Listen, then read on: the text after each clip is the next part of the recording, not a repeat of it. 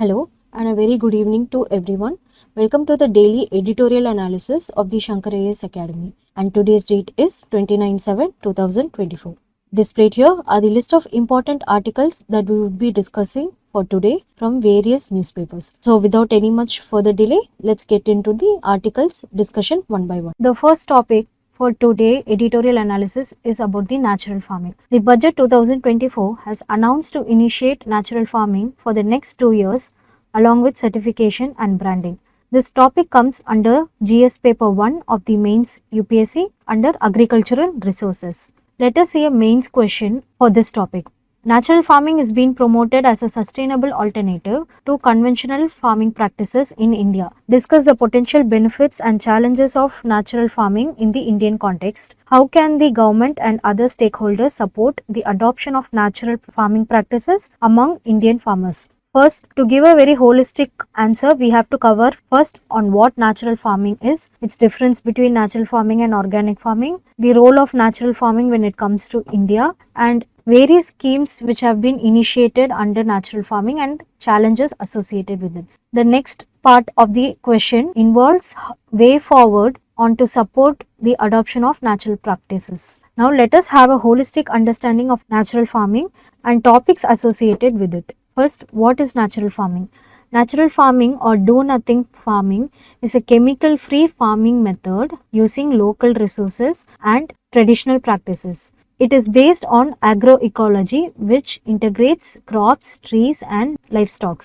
In simple words, it is nothing but an agriculture method that relies on minimal human intervention and on natural processes. Now let us see what it includes. It includes no-till farming to avoid ploughing to maintain soil structure, no fertilizers, thus by utilizing natural soil fertility and composting, no weeding, thus to allow natural weed control through ground cover, no pesticides, that is to rely on natural predators and plant diversity to manage pest, and polyculture, which is to grow multiple crops together to enhance biodiversity and soil health. This farming method is developed by Masanobu Fukuoka, a Japanese farmer. Now let us see the Indian model of natural farming. Pioneered by Subhash Palekar, it is called zero budget natural farming, an agricultural practice aiming to reduce farmer reliance on external inputs, minimizing cost and promoting sustainability.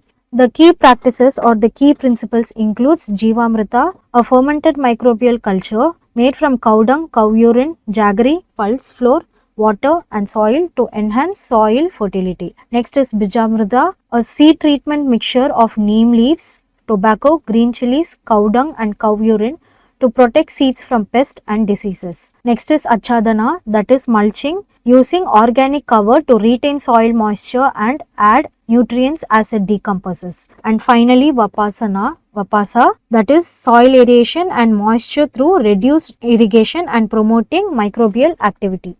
Before getting into the government initiatives, let us see a major difference between natural farming versus organic farming. Organic farming system uses traditional methods to grow crops and raise animals without synthetic inputs, which includes avoiding synthetic fertilizers, pesticides, antibiotics, genetically modified organism and growth hormones. Thus, this is very product specific. But in natural farming, it focuses on minimal human intervention and ecosystem services and local resources, thus having a holistic approach. Now let us look into the government initiatives for natural farming. First is the Bharatiya Prakritik Krishi Padati scheme.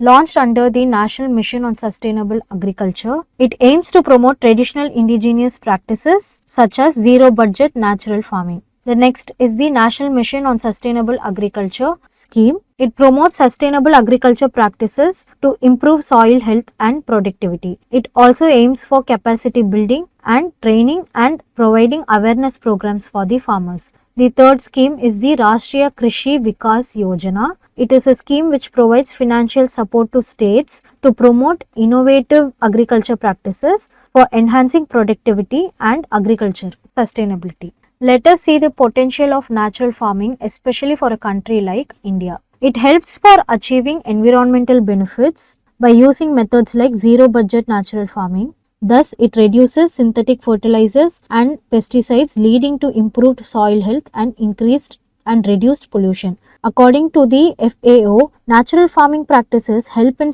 carbon sequestration, contributing to climate change mitigation. Water is used efficiently in natural farming method, which leads to the increase in water table, which leads to the use of soil moisture, prevents over extraction of groundwater, and promotes aquifer recharge.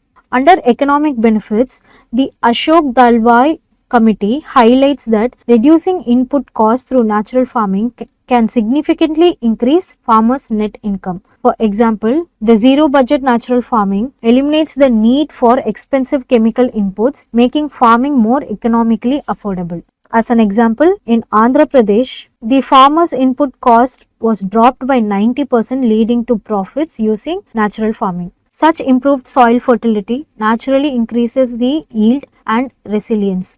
It brings stable yields and has a better resistance for climatic conditions like drought. According to the Dalwai Committee, the sustainable practices make crops more resilient to climate change impact. And finally, this improved yield by using natural resources will ultimately have effects in good health benefits, thus improving consumers' health. A study by the Center for Sustainable Agriculture found that the natural farming products had significantly lower pesticide residues compared to conventional farming products. Let us see the challenges in natural farming. According to the Niti Aayog report, only 1.5 million hectares of farmland in India out of total 140 million hectares are under natural farming as of 2021. Let us see factors supporting this report. There is very less awareness and training. For example, under the PKVY scheme, the next editorial section is about the news corruption. Recent issue involving Pooja Ketkar, a trainee IAS officer in Maharashtra, has been embroiled in a significant controversy for allegations of submitting fake certificates to gain benefits reserved for certain categories. First, let us look on what is corruption. Corruption is a pervasive issue that undermines the integrity of institutions, hampers economy, erodes public trust.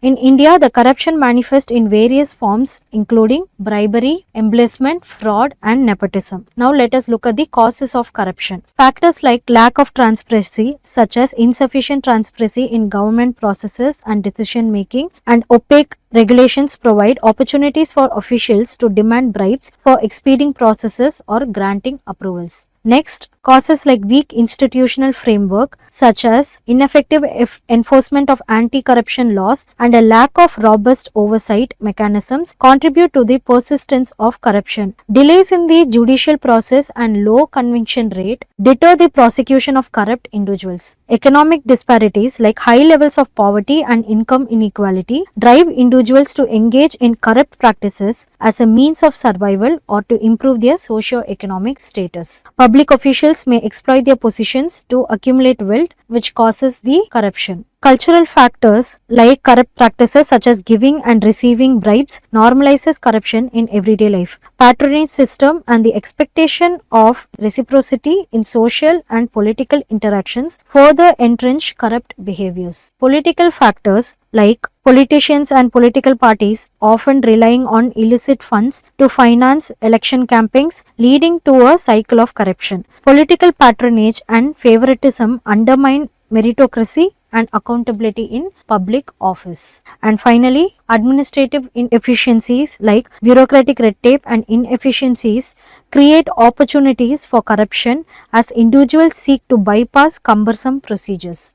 Low salaries and poor working conditions for public officials can also incentivize corrupt behavior. Now let us look at the ways to prevent corruption. First, to promote transparency. Implementing measures like the Right to Information Act (RTI) to enhance transparency in government operations and decision making, establishing independent oversight bodies like the Lokpal and Lokayuktas to monitor and investigate corruption cases impartially can prevent corruption. Next, economic reforms like reducing economic disparities through inclusive growth policies, social welfare programs, and equitable distribution of resources prevent corruption. Empowering citizens like encouraging citizen participation in governance through mechanisms like social audits and public grievance redressal system, raising awareness about the detrimental effects of corruption, and promoting a culture of integrity and ethical behavior can prevent corruption.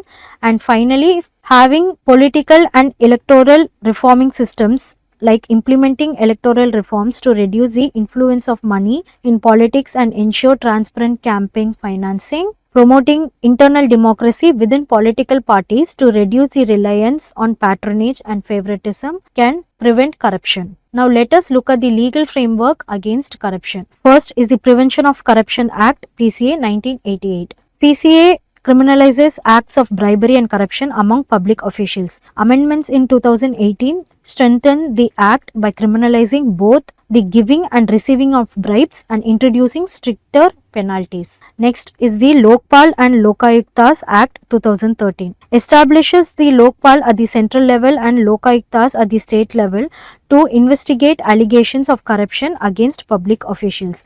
It provides for a comprehensive mechanism for addressing complaints of corruption. Third is the Benami Transactions Prohibition Amendment Act 2016. This act prohibits Benami transactions and provides for confiscation of Benami properties. It establishes an appellate mechanism to adjudicate Benami properties. Next is a Whistleblowers Protection Act 2014. This act provides protection to individuals who expose corruption in government and public sector entities. It also encourages transparency and accountability by safeguarding whistleblowers against retaliation. The next is the Prevention of Money Laundering Act of 2002. It aims to prevent instances of money laundering and prohibits use of proceeds of crime in India.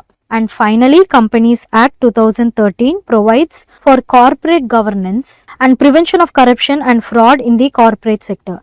The term fraud has been given a broad definition and is a criminal offence under the Companies Act. Looking at the way forward, according to the recommendations of 2nd ARC to tackle corruption, let us see few measures. First, in order to fight the corruption, there needs a strengthening of anti-corruption measures like the Whistleblower Protection Act, where amendments to enhance protection and incentives, prevent harassment and provide financial rewards are given in Whistleblower Act.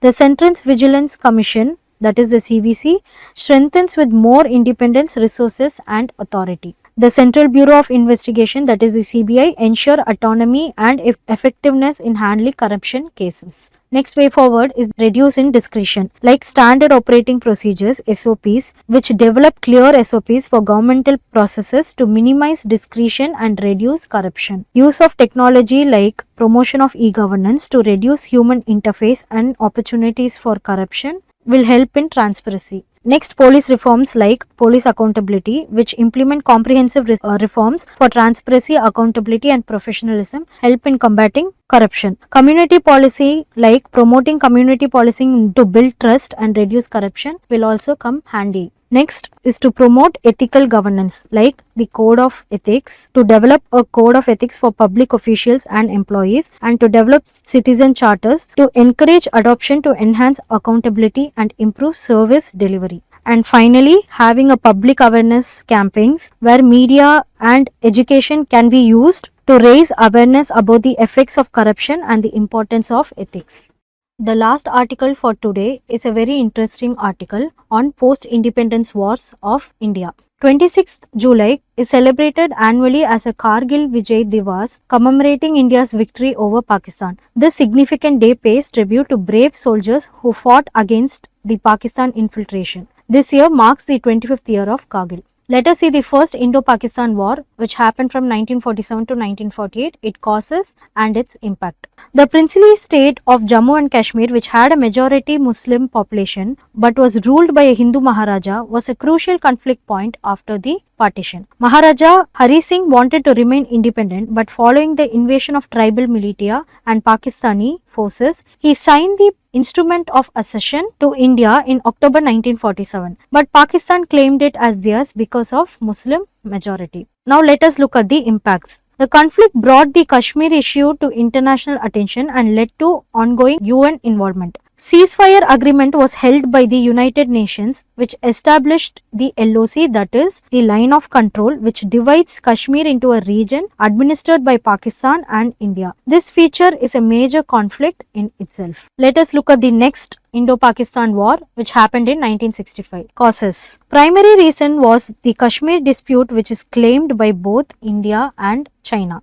Operation Gibraltar in 1965, Pakistan launched a covert military campaign aimed at infiltrating troops into Jammu and Kashmir to create insurgency. Pakistan had support from the United States, while India received backing from the Soviet Union, elevating the issue even more. Let us look at its impact. The war ended with the Tashkent Agreement in January 1966, which aimed to restore pre-war boundaries and reduce tensions. However, the agreement did not resolve the core issue of Kashmir dispute. The war's failure to address the main dispute. It persisted as a central issue in subsequent conflicts, including the Kargil War in 1999. The next war is the India-China War in 1962. Now let us look at the causes. India was attacked in 1962 by China when India was least prepared for it. The war continued for about a month and ended after China declared a ceasefire. The Aksai region. It is an important region which connects Tibet with the Xinjiang province. Both parties claimed Aksai as their territory. China even claimed part of northeastern part of Arunachal Pradesh.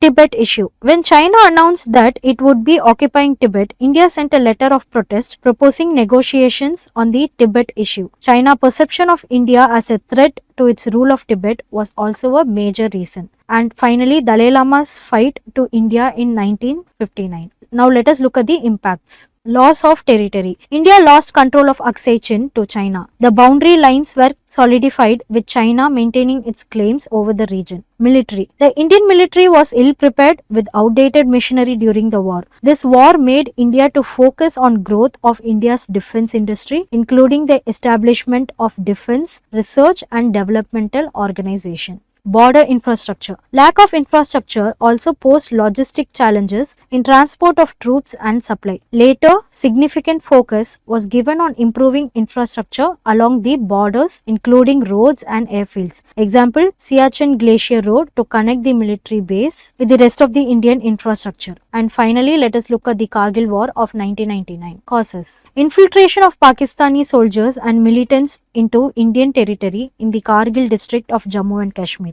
Pakistan sought to alter the status quo along the line of control and gain control over the strategic high altitude positions. Now let us look at the impact. It intensified the existing tension between both Pakistan and India, which made them focus on increased spending in military modernization. In Pakistan, it led to political instability and criticism of the military leadership, while in India, the war had a significant impact on national pride and unity. Thank you for watching this video, and don't forget to like, comment and share the video. And to further not to miss any contents, subscribe to our channel. Thank you and have a nice day.